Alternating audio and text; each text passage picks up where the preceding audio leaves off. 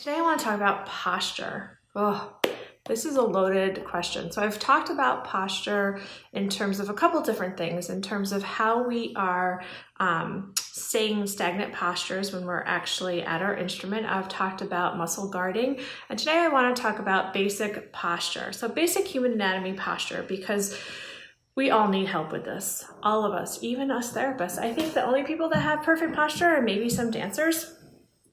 But when you think about posture, technically our ear is supposed to be above our shoulder, which is supposed to be above our hip, which is supposed to be above our knee, which is supposed to be above our ankle. That's really hard to do. Maybe dancers do it. My daughter's a dancer. Her posture is not so hot. But it's really, everybody ends up being forward. And what happens when we're forward is we put our body in a disadvantage. So our instruments put us forward. What we do in life puts us in this forward posture. We're kind of forward. I see a lot of patients with their neck all the way out here. So here's my ear and here's my shoulder, okay? So that's not a great posture to be in. The other thing that happens is that when our shoulders are really forward, if I bring my shoulders forward and I try to raise up my arm, that's as far as I can go, all right? It's just as far as it wants to go and it's uncomfortable. Whereas if I go into a nice shoulders back and down, I squeeze my shoulder blades together, my arm can go all the way up. So you put yourself at a disadvantage when you're in this shoulder forward posture. Hey, F. Scott. Hey, John. Hope everybody's having a good day. It's Friday. The sun is not out in Connecticut today, but it was for 3 days. So I am super pumped because we needed that vitamin D for sure. So obviously, if you're forward in this position and you're chronically there, your muscles are going to adapt to that. And I tell all my patients this, our pec muscles are these big, huge, strong muscles in the front of our chest, all right? Everything we do in life, for the most part, is forward. So these guys pull in. The muscles that pull us back are these little muscles in the back along our spine, for the most part, that do that job. And then they get overstretched. And then they're trying to combat these big, huge muscles in the front as you're trying to pull them back. So I found that so many patients can't even isolate the muscles that kind of pull you back and retract your shoulders and your scapulas, okay? So that is one of the biggest, hardest things to learn once we've been forward all the time. So if you're forward and you're trying to move your shoulder and you're trying to play with your instrument, everything is going to be at a disadvantage. When you're at a disadvantage, you set yourself up for potential injury, all right? And that's what you want to avoid at all costs. You want to avoid injury at all costs. The other thing that happens with breathing, with posture, poor posture, is our breathing gets hampered, right? We come forward. Just try to take a deep breath. You can't take a deep diaphragmatic breath when you're all slouched over and your shoulders are forward. You just can't. You have to sit up tall. You have to be in a better position. And then you can really fill your lungs. Hi, Amy. How are you? Hope everybody's having a good day. So posture is crucial, and it's such a thing because we all get tired by the end of the day. We're kind of like this. It's all like, it's a hard thing to counteract. The other issue is instruments and posture. So if we look at every instrument, so if we take flute, all right, flute brings us in this position, shoulders come forward, okay? All right, there is a way to combat that actually, but the natural tendency is shoulders forward, all right? Oboe in front of you. Saxophone, heavy instrument around your neck, pulling you forward, having to play. Okay, if you look at clarinet, similar to oboe, all right? If you look at violin, right, you're up in this position. One arm is, kind of rotated out this way, and the other arm is coming forward, your bow arm. Viola is very similar. Cello, you're hovered over in front of you, all right? Double bass, it's probably the worst. Double bass is probably the worst because you're all the way forward. And if you ever watch double bass players, they're usually like this. They're kind of like hugging their instrument. Pianists, have you ever watched pianists play? Some of them are beautiful posture, but many, many pianists are like this. They're kind of like hunchback and hovered over, all right? So it's every instrument puts us into these really crappy positions. Guitar is forward as well and twisted a lot of the times. So, and if you are sitting at your instrument for 2, 4, 6, 8 hours a day. I have some professional musicians that are doing recording sessions. They're 10 hours a day. Now they're taking breaks, but that's a really long time to be in that forward position. A really long time to be in that forward posture. When you're in a constant contraction for a long period of time, you will get tissue changes. So like I said, your pec muscles are going to get really, really tight. The back muscles are going to get overstretched, and then they're going to have a hard time counteracting these big, huge pec muscles in the front and pulling you back. So the most important thing is to try to open up your posture and get out of the positions, the deforming positions that our instruments put us in. And that's a really hard thing to do because we're in them for so long. So it has to become a lifestyle. It has to become a habit, is working on your posture. Because again, you want your shoulder to work. If I'm forward and I come up like this and that's as far as I go, and it's uncomfortable in my shoulder. But if I sit up straight and I'm in a much better posture, look at how far my arm goes. That's huge. So if you're playing and you're playing in this position, you're really putting everything at a disadvantage all the way down into your arm, and you don't want to get injured. You really don't want to get injured. So one of my favorite exercises, I'm going to show one of my favorite exercises for posture, and I do this myself. I didn't know about it way back when I was playing. I didn't know a lot when I was actually playing all the time.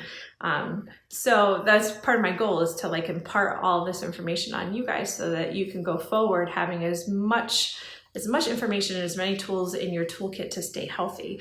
But this is one of my favorite exercises, and I always get a little bit anal when I give exercises to patients when I can't actually see them do it, because it's so important to make sure that you're doing the exercise correctly. I like to make sure that everything, there's nothing else that's going on that may be kind of contraindicated for you to do this exercise. So just keep that in mind. If you've got any significant back problems or neck problems, reach out to a doc before you start doing kind of this stretch. But it's one of my favorite stretches because it just opens everything up. So what you need, and I'm gonna move the camera because you gotta see the floor, because I gotta get on the floor.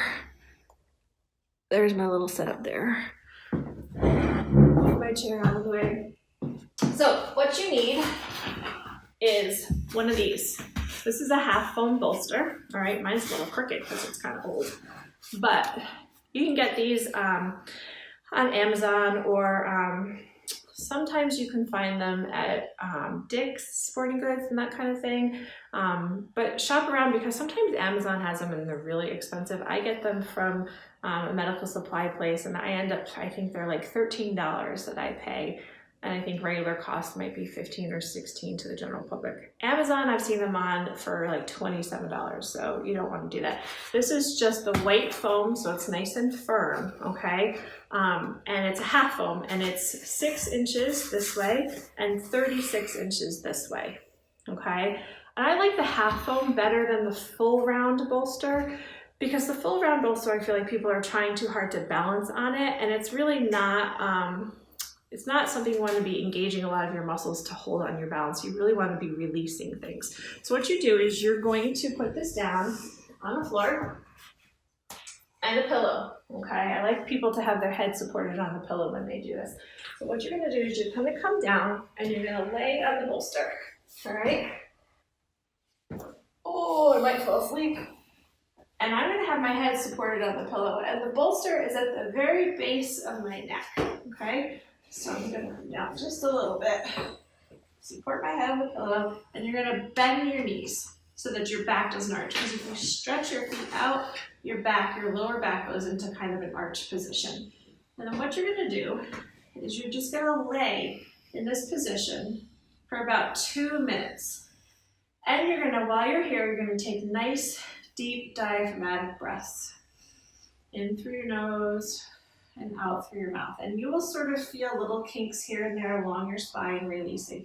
And what this does is it raises you up off the floor, and then gravity is going to open up your rib cage, and it's going to open up your chest just from laying here, all right? This is before we even add the pec stretch in there. So you're just laying there. You'll lay there for about 2 minutes, let everything kind of open up, all right? And then when you're ready and you feel like you can do it, and again, if you have shoulder problems or a history of shoulder dislocations or anything like that, you probably don't want to do this, or you want to check with a doctor before you do it. And again, I'm really anal. I like to see and feel and make sure that everybody's in the right position. So what you're going to do is you're going to kind of go into the hold up position. Okay, so I bring my arms up to about 90 degrees and I bend my elbows at 90 degrees. And then what you should feel is you should feel a stretch in through your pec muscles and through your chest and through here. Now, some people I have had, they can't get into this position. It's just kind of, they're way too tight and they're too painful. So they come down a little bit, or they come in a little bit with their arms. The goal is it's a small stretch because you're going to hold it for at least 30 seconds, okay? And your head needs to stay straight, not looking at a camera. You want to look at the ceiling. And the whole time, you're doing nice, deep diaphragmatic breaths.